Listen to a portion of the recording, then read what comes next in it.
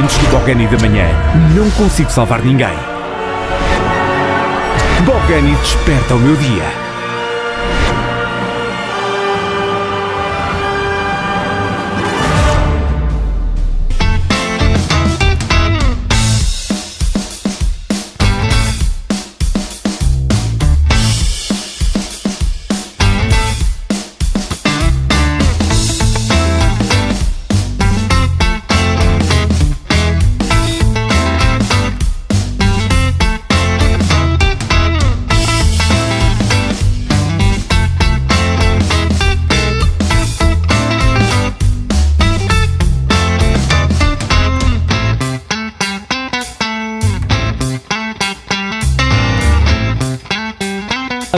Do Jornal de Ténis de hoje é Carlos Santos, é uma força da natureza. O tamanho não diz aquilo que tu és uma força, és mais genica do que tu, é difícil de encontrar, sempre foste assim. Bom, provavelmente porque está tudo concentrado, com 1,53 m naturalmente deve estar com algumas qualidades reforçadas e por isso é natural que a genica esteja sempre presente. Mas sempre foi assim desde pequenina? Sempre foi assim desde pequena, sempre. Até porque eu quando nasci, a minha mãe já dizia, parece que já nasceste a correr e portanto eu já dava cambalhotas, aliás, eu ia nascendo na fonte. Eu nasci numa aldeia e evidentemente que não havia água canalizada e a minha mãe teria que ir buscar a água às fontes. E nessa altura entrou em trabalho de parto. Vê lá tu, se eu nasço às tantas na fonte, ficava logo lavada. Portanto, eu acho que tem a ver com essa situação. Portanto, sou pequena, a minha família também é bastante pequena, mas devo ter tudo muito concentrado. Devo ter tudo muito concentrado. Carmo, tu és uma desportista nata. Para quem não sabe, eu assim por alto, sem ver, sem recorrer ao guião, eu sei que tu foste campeã de handball, és campeã de ténis, foste campeã de badminton. Há mais alguma coisa que me escapa? Sim senhora, então. Também fui a federada no atletismo, também vice-campeã nacional do lançamento de dardo e portanto representei a Associação de Leiria no heptátulo e fazia todas as provas. Aliás, por onde eu passava, sob o ponto de vista escolar, todos os professores de educação física achavam que eu devia praticar aquela ou outra modalidade, portanto eu deveria era praticar tudo. Aliás, sempre fui muito desafiada para entrar em todo tipo de esportes. Antes do 25 de Abril, a seguir, portanto, à entrada no ciclo preparatório, logo o meu professor disse, tu tens aqui para a ginástica desportiva e evidentemente que era um desporto individual, requeria alguma destreza e eu acho que foi por aí que depois, no fundo, os transferes, sob o ponto de vista da atividade física, fazem-se ao longo da vida. E, naturalmente, depois veio um professor que gostava muito de badminton e diz-me assim, não, tu não vais nada para a ginástica, vais mas é jogar badminton. Eu disse, mas não tenho raquetes, nem sequer dinheiro para comprar uma raquete, eu empresto. E, portanto, antes do 25 de Abril já fazia competição de badminton, inscrita pelo Ateneu Desportivo de Leiria, que hoje não existe, portanto era um dos grandes clubes de Leiria na altura de badminton, e inscrevi-me. A seguir veio o 25 de Abril, naturalmente houve o desafio para o handball e a partir dos meus 18 anos comecei a jogar handball, preferi o desporto coletivo a um desporto individual. E jogaste quantos anos de handball? Joguei 25 anos da minha vida. 25 e portanto anos. Comecei aos 18 e acabei aos 43. Começaste na Juvelis? Não comecei na Juvelis, comecei num Paulo VI, que era um clube que tinha nascido relativamente há pouco tempo. Lá em Leiria? Lá em Leiria, havia a Sesmaria, havia a União de Leiria, mas ainda não havia a Juventude Desportiva do Lis. E, portanto, a União de Leiria não me identificava com as jogadoras. Na Sesmaria também não me identificava com as jogadoras. Às tantas tinha um compadre meu que era jogador de futebol e resolveu fazer uma equipa no Paulo VI de handball feminino. Eu disse, nem é tarde nem é cedo, desafia-me e, portanto, comecei a jogar a lateral esquerdo. Eu, com a minha altura, a subir aos 9 metros, aliás, nem aos 9, nem aos 6. Era por baixo? Era por baixo, lógico. Portanto, nós temos outras qualidades que podemos evidenciar nessa situação. Fui muita vez também central, mas ponta, efetivamente, nunca tinha jogado, nem nunca tinha jogado a pivô.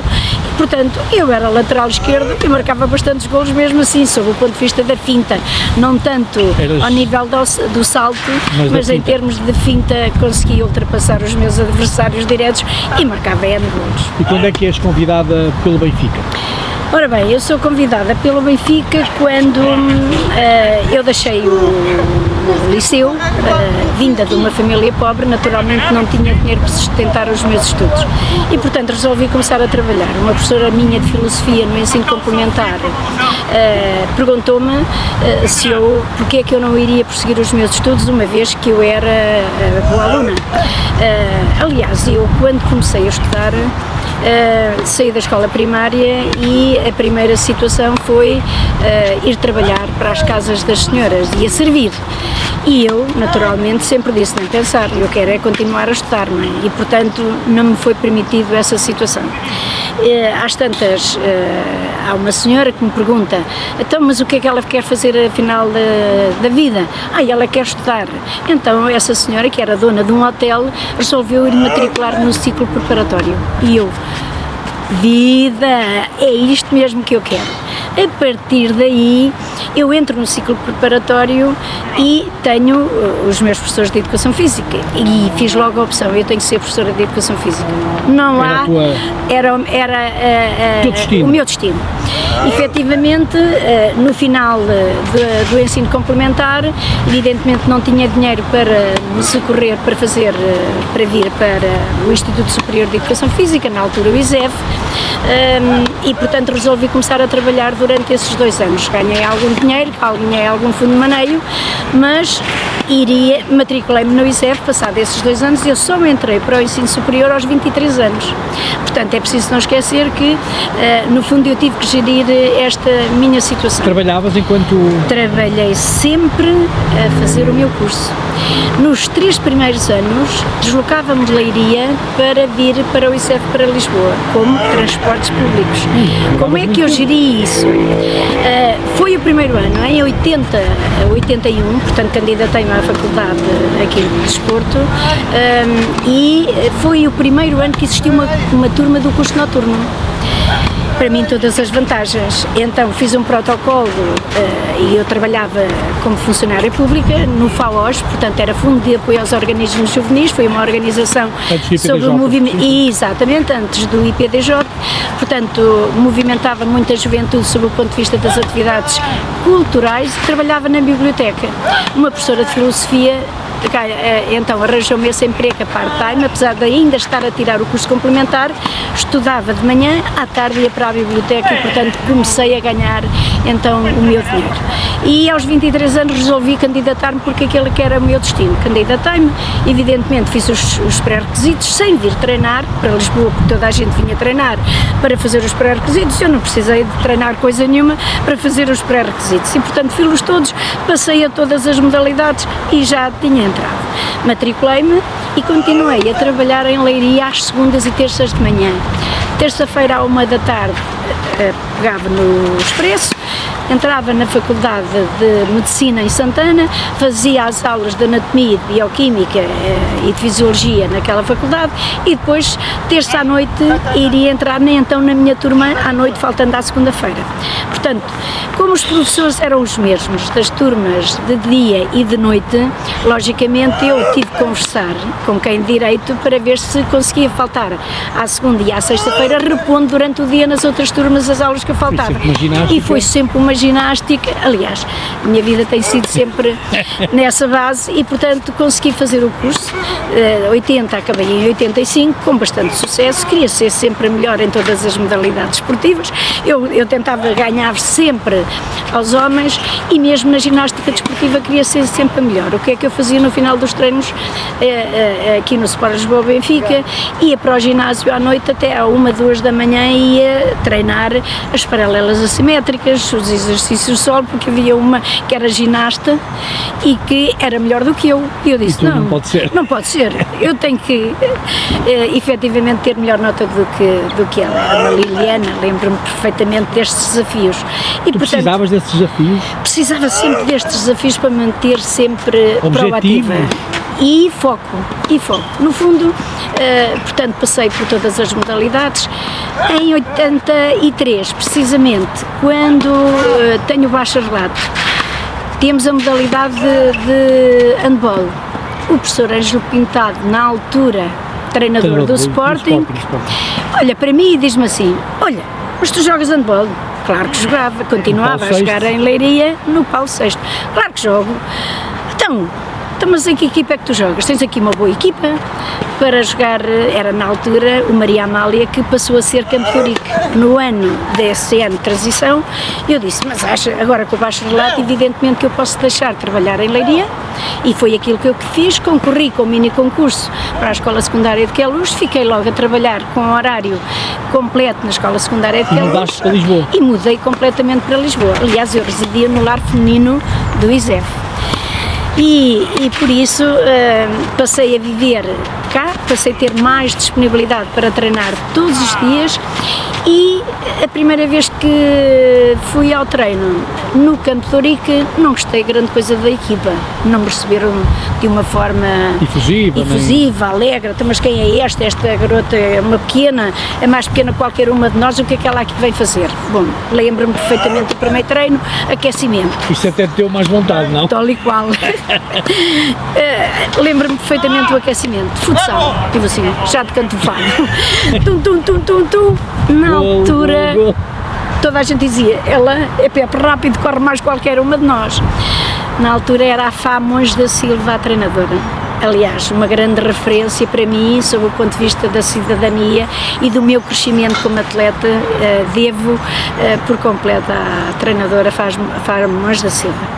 Nesse ano, portanto, como tinha havido a transição, a equipa tinha subido de divisão, foi apenas disputar, não disputou o Campeonato Nacional, foi disputar a Taça de Portugal e fomos vencer precisamente a Taça de Portugal em Leiria, no pavilhão antigo.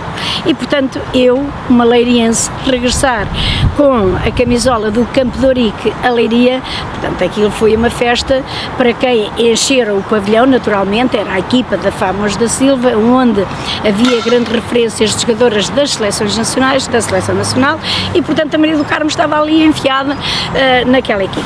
Eu disse, não, tenho que trabalhar muito mais do que elas para eu conseguir ganhar o meu lugar, porque era difícil, naturalmente, porque tínhamos muito boas jogadoras. E a esse nível, com certeza, se a maioria representava a Seleção Nacional, quem era eu para entrar logo ali no set inicial, claro. E portanto muitas vezes eu tive que me sentar no banco e não gostava nada daquilo. Aliás, eu gostava era de ter entrado e jogar desde o início até ao fim. E portanto, logo no ano a seguir, com a grande equipa e com a treinadora, de armas e bagagens para o Sport Lisboa Benfica, foi quando o António Cunha do Porto veio treinar os masculinos para o clube.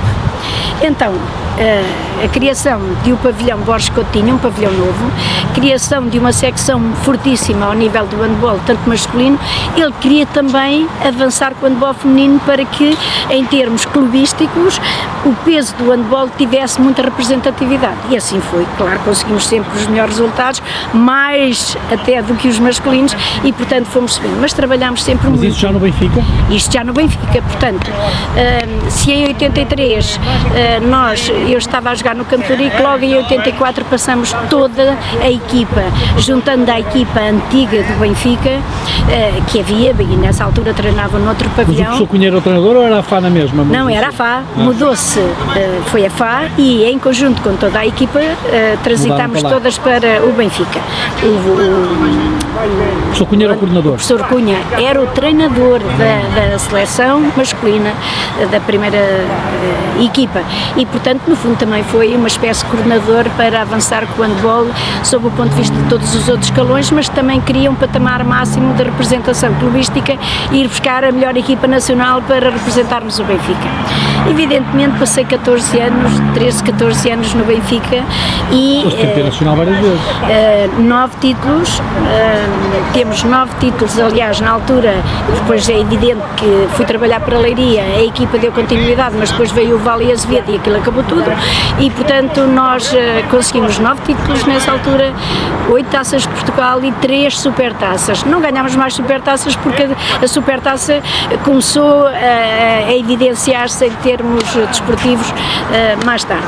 E por isso sempre fomos uma equipa ganhadora, perdemos muito poucos campeonatos nacionais ou nenhum. A nossa principal rivalidade situava-se no Colégio de Gaia, que era o antigo Académico do Porto, e portanto era a nossa rivalidade, assim como duas equipas da Madeira. Das equipas da Madeira, porque iam buscar, era o Sports Madeira, porque iam buscar atletas internacionais de grande peso, mas nós também fomos buscar uma russa, e as búlgaras. Exatamente, mas nós também fomos buscar uma russa, que era uma Irina, que era a lateral esquerdo, e aí eu passei com a Famos da Silva, em vez de ser lateral esquerdo, não tinha, fui para a ponta, mas não era esquerda, era direita, e portanto mais dificuldade, mas eu não sou esquerdina, exatamente, eu sou direita, eu disse, então, mas como é que é possível para conseguir marcar golos daqui? Do lado contrário, e portanto, como era rápida, é evidente, as minhas capacidades atléticas evidenciavam sempre, era das atletas da equipa que mais golos marcava, eu conseguia marcar 16, 18 golos por jogo, e portanto toda a gente me via, era o Speedy Gonzalez, era conhecida por Speedy Gonzalez, e aquilo não parava nada comigo. Tínhamos uma excelente guarda-redes, que é hoje uma das dirigentes da atual equipa do Benfica, que era a Irene Henriques, e portanto eu e ela éramos soberbos, contra-ataque, mal a bola estava a sair da mão do adversário, já está a colocar a bola, já estava a passar a linha de meio campo, e portanto muitos golos, e representei Portugal. E depois foste para a seleção, com certeza. Estive na seleção, mantive-me sempre a jogar até essa altura, engravidei, parei um ano e voltei até aos 43, portanto aos 43 acabei a minha atividade. E o ténis, quando é que aparece no meio disto tudo? O ténis aparece aos 53 anos, e portanto, mas antes, aos 48, evidentemente que eu acabei o handball e pensei, bom, o que é que eu vou fazer agora? Não vou parar por aqui. Posso. Embora a minha profissão me ocupasse bastante e todo o movimento associativo que eu acarinhei, fui diretora técnica da Associação de Handball de Leiria, fui convidada para organizar o Campeonato do Mundo 2003 das Seleções A, foi a primeira vez que nós organizamos um campeonato, estive na Comissão Nacional, e portanto todo esse movimento associativo, enquanto não estive na competição, estive dedicada como treinadora também de masculinos e de femininos no handball, e depois pensei, não, eu agora tenho que pensar em mim, e portanto eu quero continuar a minha atividade desportiva.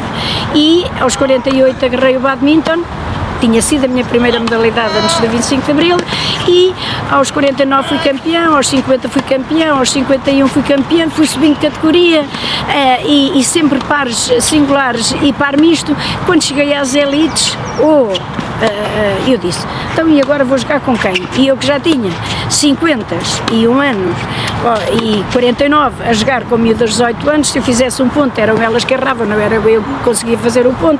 Eu disse, não, isto já não é para mim, portanto eu tenho que mudar. E coincidiu, infelizmente, em ter que parar a atividade desportiva, tive que fazer uma intervenção cirúrgica à mão, porque já não conseguia enfiar o cabo de badminton, da raquete, na mão. Fiz a intervenção cirúrgica, coincidiu com a doença da minha mãe, e portanto resolvi operar-me. Durante aquele período foram 9 meses de muito sofrimento, naturalmente. Foi a primeira vez que tive de atestado médico na escola para poder suportar a intervenção e cuidar da minha mãe. Fui-me realmente bastante abaixo, e aos 52 anos, portanto ela morreu faleceu em 2011, tive um ano desastroso, fui-me completamente abaixo sob o ponto de vista emocional, sob o ponto de vista psicológico, foi um sofrimento enorme, e eu regressei à escola com os meus alunos do Tecnológico de Desporto, coloquei-os em estágio no CITL. E por isso, quando entro no ciclo, penso assim, bom, eu não estou bem, preciso fazer alguma coisa, mas nessa altura também não me apetecia, quer dizer, fui de tal maneira, mas tive que lutar, tive que mudar o chip, tive que focar-me de novo, porque já nem a família era importante para mim, já o desporto, a escola estava completamente, andava triste, ou seja, o ténis surge aqui como uma plataforma de salvação. Uma salvação? Uma salvação. Vejo, então, ar puro, ar livre, eu venho, mas o que é que tenho que realmente pegar numa raquete de ténis que nunca tinha pegado numa raquete. E, portanto, muitas modalidades tive durante o meu curso, mas prescindi sempre do ténis porque achava que, efetivamente, o ténis era uma modalidade fácil. Quando assisti aos jogos do Roger Federer, o meu ídolo de sempre, sob o ponto de vista desportivo, dizia, mas como é que é possível ele falhar esta bola? Eu não acredito! E, portanto, achava que aquilo era fácil demais para mim. E, portanto, eu gostava era de coisas que me colocassem sempre obstáculos de forma a eu poder superá-los e ultrapassá-los, mas com sucesso, nada de insucesso. E, portanto, o ténis, na altura, o CITL, quem estava como diretor era o Miguel Sousa, eu dirijo-me a ele, nós já éramos conhecidos sob o ponto de vista familiar, há muitos anos, e, portanto, a minha filha nasceu e ele teve no batizado da minha filha, e, portanto, mas era um miúdo de 14 anos. Quando eu regresso e vejo o Miguel, eu digo, quero começar a jogar ténis. Olha para mim e diz-me assim, tu jogar ténis nesta idade, mas sabes o que é jogar ténis ou queres bater umas bolas? E eu disse, não, quero jogar ténis. Jogar ténis nesta idade, não sabes com quem é que estás a falar. Portanto, isto foi um desafio logo de imediato. Isto foi em janeiro, não me voltou a ligar nenhuma. Em março liga-me, vem cá fazer uma aula de experimental. E eu disse, muito bem, então vamos lá. Estivemos quase 2 horas no corte, fez-me tudo. Serviços, direitas, esquerdas, bolas, smash, assimilaste logo tudo. E eu só lhe dizia, estás a gostar?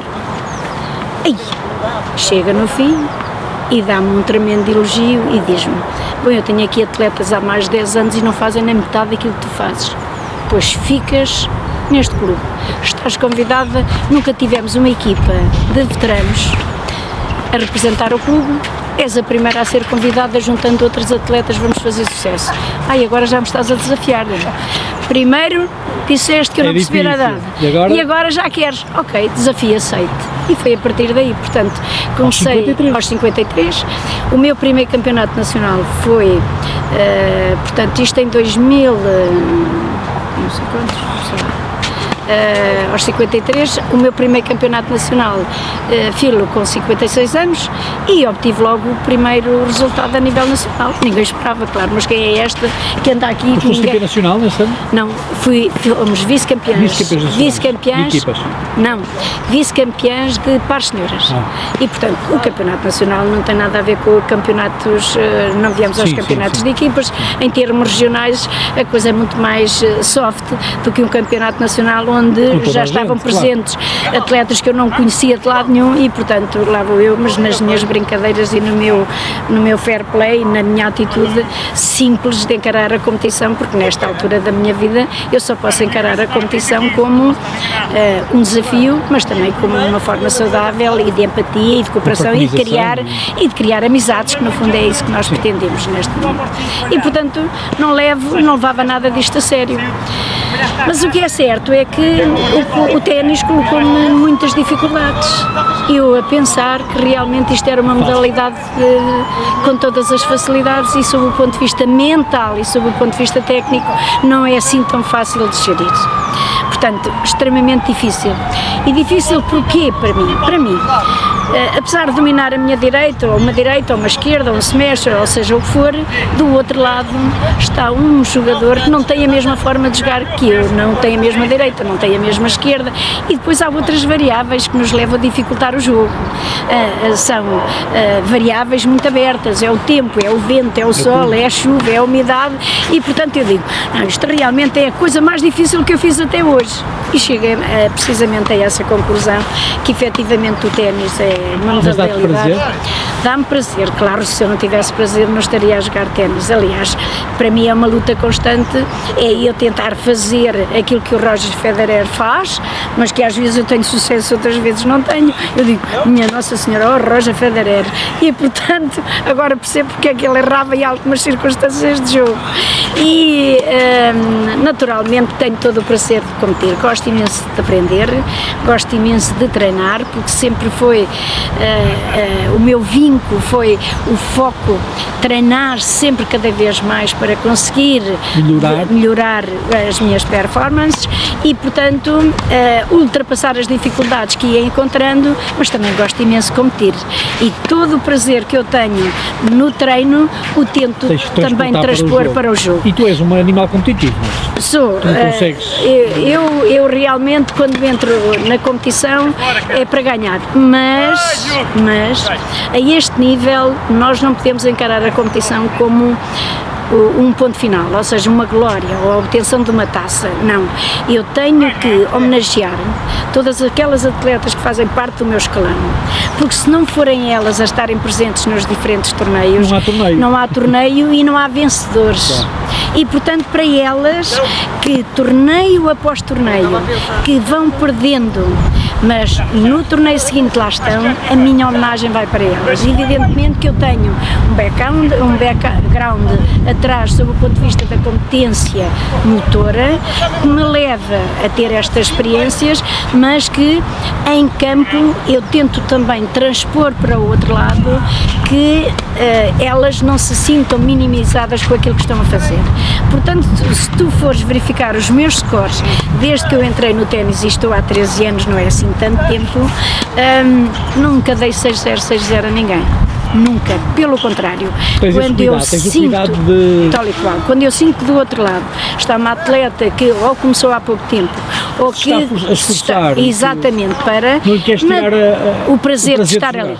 E portanto é essa a minha filosofia, tem sido essa sempre a minha filosofia. É evidente, se eu puder ganhar não vou perder, mas o desafio está sempre presente, seja no meu escalão ou seja nos escalões inferiores. Tento fazer sempre o meu melhor, mas também tenho que ter o prazer de estar ali, porque no fundo nós não ganhamos nada.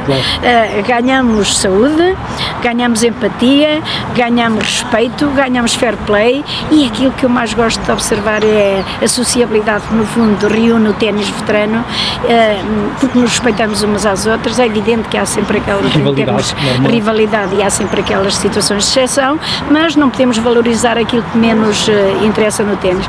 Eu valorizo sempre efetivamente o gosto e o prazer com cada pessoa, porque nisto nos dá saúde. Carmo, tu és uma lutadora e a tua vida tem-te provado isso, e há momentos da tua vida em que tu também foste obrigada a deixar de jogar, foram duros? Foram duros, portanto em 2020 eu tive um cancro no intestino delgado, coincidiu com a pandemia e portanto muita gente também esteve parada nessa altura. Foi se calhar a minha valência, porque os outros também foram obrigados a parar. Se tivessem jogado, gostava-te mais. Exatamente, gostava mais de regressar, mas o que é certo é que a resiliência... Ganhaste do desporto? Ganhei no desporto. Aliás, nós nunca estamos preparados para um choque destes, porque achamos que a nossa saúde mantém-se sempre. Eu digo, quando se pratica a atividade física desportiva é movimento. O homem, por si só, já tem que ser movimento. Nós somos feitos para estar em movimento. E por isso, naturalmente, sempre achei que, sob o ponto de vista da saúde, nunca me iria acontecer uma coisa daquelas. Porque estavas em movimento. Porque estava em movimento, fazia desporto. Vida saudável. Uma vida saudável, uma alimentação, bebidas nunca, fumar nunca. Quer dizer, eu mantive sempre aquele aspecto, sob o ponto de vista daquilo que nos dizem, pelo menos em teoria, que é saudável praticar desporto. Evidentemente, quando nós chegamos ao mais alto nível, à alta competição, por vezes também não nos dá saúde nenhuma. E já tenho tido algumas, já são 6 operações que faço e, portanto, esta situação foi a mais grave de todas. Em 2020 tenho cancro, faço uma intervenção cirúrgica, correu tudo muito bem, mas sou obrigada a fazer quimioterapia durante 3 anos. E, portanto, acabei em 2023. Neste momento ainda não tenho o meu corpo em condições para ir aos limites que gostaria de ir, porque não sinto que tenha essa capacidade. Não é que não queira, não. Vou lutando todos os dias, porque quem não luta não vive, sobrevive. E a minha vida não é de sobrevivência, é de lutar constantemente. E, portanto, não só pelos resultados, mas também pela questão de gostar de viver, de gostar de estar presente e aproveitar, no fundo, a nossa passagem, porque ela é curta. Claro. E por isso o tiveste cancro... esse momento parada, mas agora... Mas, passado 6 meses, digo que ainda bem que os médicos pensam assim. Um oncologista só me disse: eu já sei que é campeã disto, é campeã daquilo, é uma super campeã aqui no hospital, aliás, é a única com esta idade. Passado 6 meses, regressa à sua atividade. E eu disse: tenho a certeza, doutor? Ia fazer quimioterapia. Claro que tenho a certeza. E aí foi aquilo que eu quis ouvir, ou seja, foram momentos difíceis para mim e para a família, naturalmente, os tratamentos também foram difíceis, e eu achei, nem é tarde nem é cedo, é já. Aliás, eu nessa altura que fazia a quimioterapia, eu penso que me sentia melhor do que me sinto agora. O organismo se calhar adaptou-se, estava com outra vitalidade, olha, não sei. O que é certo é que vai fazer 5 anos que tive então o cancro, continuo num processo de vigilância e é já amanhã que eu terei que ir ao hospital fazer os taques para ver se efetivamente está tudo bem. Eu espero que sim, porque me sinto saudável. E por isso, passados 6 meses, regressei à competição, nunca mais parei até agora vai fazer o ano que no Campeonato Nacional, num dos serviços cá contra a Isabel Cunha dessa, fiquei sem culpa de rotadores, portanto mais uma operação, estou a fazer um ano de operação ao ombro. Mas não paraste de jogar? Não parei de jogar, porque disseram-me isto no mínimo um ano, não, passados 6 meses, não estou parado há um ano, e portanto 6, 7 meses comecei a servir por baixo e comecei a aparecer na competição e toda a gente, mas ela é maluca. Eu disse, não faz mal, e por isso há que lutar sistematicamente, apesar das contrariedades e dos constrangimentos que nós vamos tendo acerca da saúde. E eu decidi, agora neste momento já sair por cima, já comecei a ganhar alguns torneios, e cá estou a dar continuidade a este todo o meu processo. Olha, Carmo, realmente és uma força da natureza e a tua história de vida dava um filme, eu acho que dava um filme. Olha uma coisa, tu com essa naturalidade, com tanta genica, ainda tens tempo para tomar café, porque tens aí a Bogani trouxe-te aí essas... É café, é cappuccino. Olha, que maravilha, eu digo-te, não há nada mais que gosto, porque realmente tem tudo a ver comigo. O café faz parte da vida diária, e portanto eu só agradeço a marca e agradeço a tua oferta, naturalmente. Nada, pelo amor de Deus, a Bogani tem muito prazer, particularmente uma campeã como tu, que mereces isso. Só falta mais uma pergunta, é se vivias sem ténis? Não vivia sem ténis. Aliás, neste momento penso que é a modalidade individual que teremos que dar continuidade, porque podemos jogar esta modalidade até aos 100 anos e eu só pretendo acabar aos 99, portanto ainda tenho 30 e tal anos pela frente para continuar a jogar ténis. Obrigado, Carmo. Obrigada eu, Pedro. Pelo exemplo que és. Obrigada, Pedro, e obrigada pelo convite para fazer esta entrevista. Mais do que isso.